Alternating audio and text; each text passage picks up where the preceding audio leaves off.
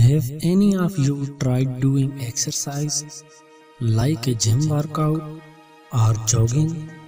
and have realized that physical activity is painful? Have any of you as school or college students worked hard to get good grades and have realized that studying hard is painful? Ladies and gentlemen, pain is such an integral part of life that try as hard as we may, we just cannot escape. But we have a choice to accept the right kind of pain that initially hurts but eventually heals, that initially is uncomfortable but eventually unleashes our true potential,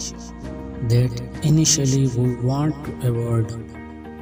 but eventually very happily accept, or the wrong kind of pain, where the beginning is so much pleasure but at the end life is just a pity, where in the beginning you are so mesmerized but at the end just a royal mess, where in the beginning things are so comfortable